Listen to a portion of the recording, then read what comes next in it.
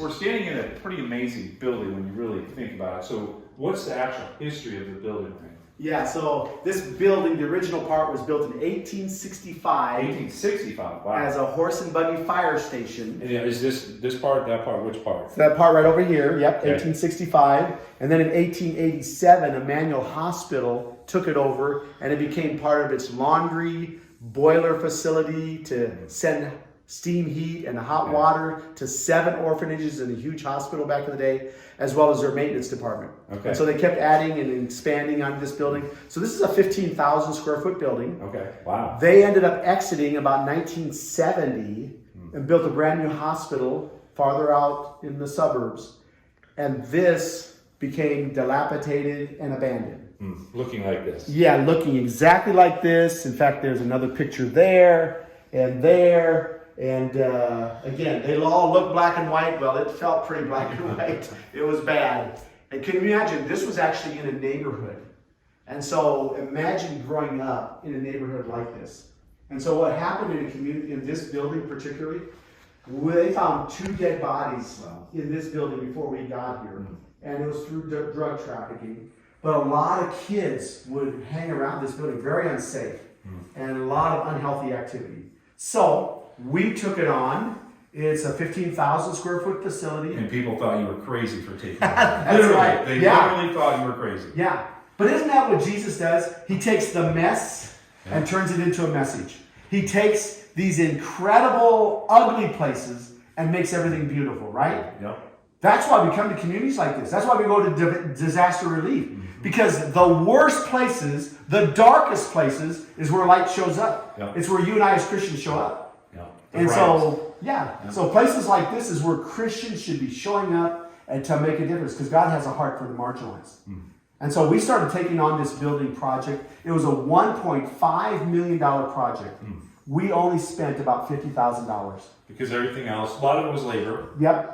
And donated materials. Donated materials. So wood floor that came out of houses, cabinets that came out of houses, brand new stainless appliances that came out of a display for a big distributor of appliances and furniture here. They donated that. I mean, you can just go on and on with all the materials. And this floor came out of where? What's that? This floor came out So of... this came out of a mall in Council Bluffs. The mall closed down and they were gutting it. And I went down to a place to buy some flooring. We had no money. A contractor called me and I said, you know what? We have no money, but I got to put some floor down. What should we do? He says, you wouldn't believe it. He says, but I've got this big dumpster full of this wood that I'm going to throw away. Let's go ahead and try it. So we went dumpster diving. I went dumpster diving. That's right. What is it? One man's junk is another man's treasure. Talk about fireplace. Yeah, so it was so powerful. As I'm in the early days, we're cleaning this up. We're trying to make it safe from kids coming in. And I bring people through and give them a tour. It's kind of like you, when you take people to serve, they get to see something they haven't seen before. Well, here's a gentleman. He comes in, he sees this, and there's a big hole out that wall. And I said, well, I think we're going to put the kitchen here, and we're going to do this, and make it real relational as we work in the community. And he says, well, a fireplace would look good there. And I said, yeah, right. He says, well, I own a fireplace company. I'll put it in. So the following week, he came in and put the fireplace in, and then all that brick, that came from the chimney that we had to tear down here. That's where the brick came from. But the brick was put up and designed by a gentleman who I pulled out of a bar at midnight. Really? And he was my first convert to Christ. Wow. And I actually bought an abandoned house next to the house I was living in, fixed it up, and he lived there with some other men, and I discipled them. Oh. But he built that. He said, well, I had done block work, I'd never done brick work. I said, oh, you can do it. So he and I, mostly him, we did that. Huh. Cool. And so this whole place just came together. Story after story. And imagine, I'm doing this addition, and I need materials. I need a structural engineer to give me dimension lumber that'll span this, because underneath is our food pantry. And I didn't want to put a bunch of poles down there, right? So I called the structural engineer via the yellow pages. I get this gentleman, I tell him who we are, we're a Christian mission, this is what we're doing. He says, wait a second. Tell me again who you are. I said, we're a Christian mission, this is what we're doing in North Omaha. He says, you wouldn't believe this. I was just praying, asking God to get me involved in a local mission. I got to see what you're doing. He came down, he saw what we're doing, he wrote out the check for the lumber for this, And that paid for this whole addition. Wow. Addition like this is normally like $100,000. It costs $2,000 for that dimension lumber. And then all the other materials, whether it's the windows, the wood, the flooring, all of them. And here's the map we had talked about earlier. Yeah. Kind of a sobering thought. Well, the other thing too, that, you know, we as Christians, we're always asking God to change us. In fact, I started the prayer many years ago. I'd wake up in the morning and say, Lord, today I give you permission to change me. And then use me to change the world. You see this newspaper? I had been living in this community for probably 20 years. This is 2007. And these articles were being written about my community, about how bad my community was. And I'm sitting there thinking, I've been here 17 years and my community is this bad? Am I not making a difference? I mean, shouldn't you and I as Christians look at our world and say, is it getting darker on my watch? Or should there be light showing up? And so I saw this, and they did like 6 or 8 weeks of articles like this. And so I framed this one, but it got my attention, and that's what started our Lighthouse program.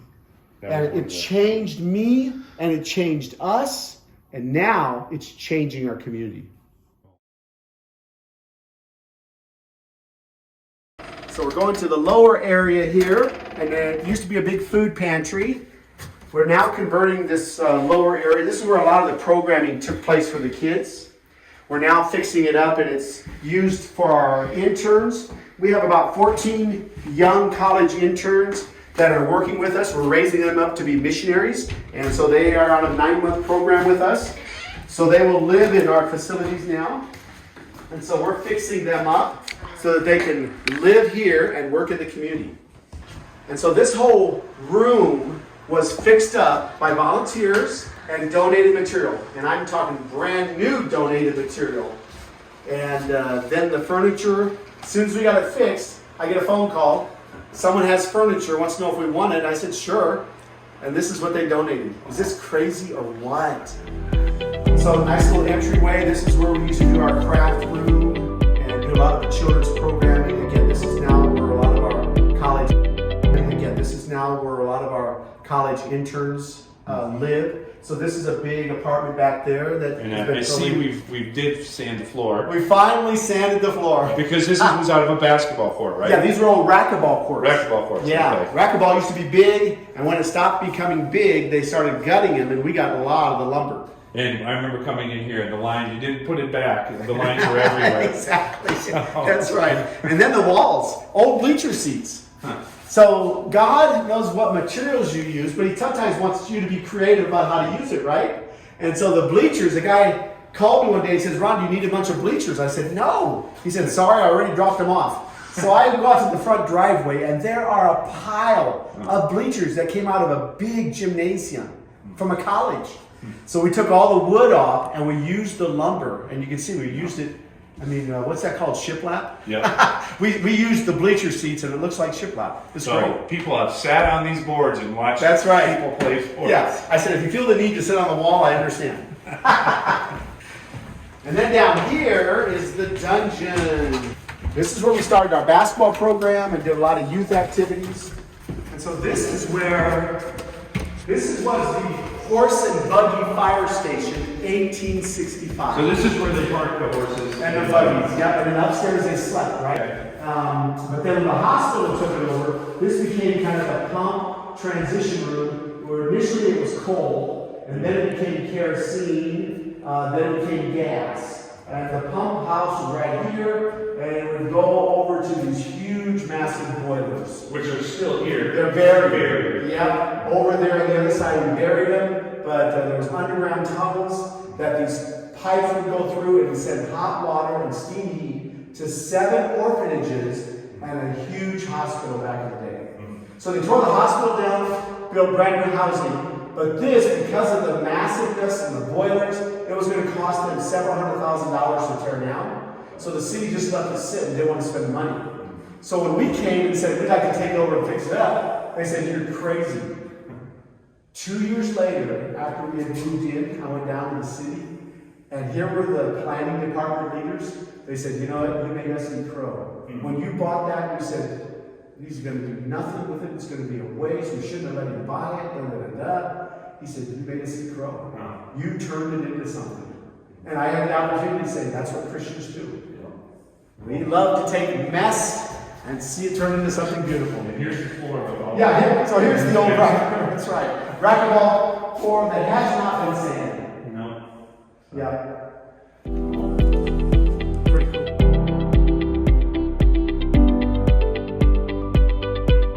Finished off. This is where our reading room was, and this is also where our lighthouse, when we first started, this is where the staff, they were, the lighthouse was here. But now we're finishing it off, and this is going to become the kitchen dining room for those 2 apartments. Okay. Yep. As well as teams that come in. So we're looking at expanding this, and teams that come in right now, say in the dormitories on campus. If we need overflow, this will be a place they can stay to.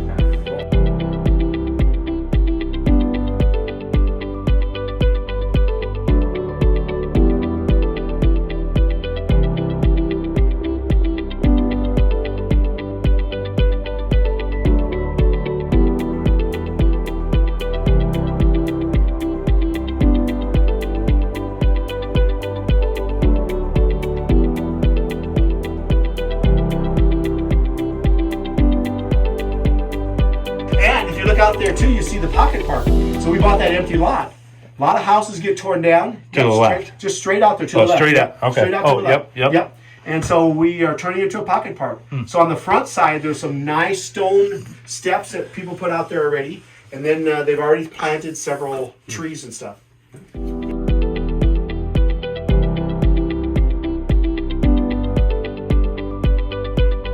Office area. Yep. In fact, I want to say a guy from Lynn Grove, Iowa, from a Presbyterian church, they used to be supporters of ours. He came down one weekend and said, Ron, I got some free time. I want to do something. So here was the original, you just come in, was all wide open. And I said, you know what? People go from upstairs to downstairs. They walk through my office all the time. Can you put a wall here? I said, I got a bunch of glass and I got some lumber. He said, sure. So he built this wall. That's why I have to reach over here to turn the light off. It's not here. Was the flat roof that we went over the top with. I don't know if anybody's in. I don't think so. No, they're out the office. And this used to be this was, I remember everybody jam packed in here. Yes, right. That was on staff. This That's was right. really the only office you had for them. Exactly. So we have, so imagine 5 bedrooms and another room there. So we had 6 offices, and then we had several cubicles out here because we had grown so much. But this was the flat roof. And we had a group that came in and added the exterior walls, the roof, got it closed in. It became storage. It became a clothing distribution, a thrift store for us for a while. Eventually, we built it out. We had a gentleman who'd come in. He said, I just retired and I'd like to help. And I said, what have you done? He said, well, I built my own house. I said, well, come on. And so he ended up, this flat roof, we put all this wood floor, the walls, the cabinetry came out of a house. And this became our offices for 20 years. Yeah. And then we moved over to our big campus, which is incredible.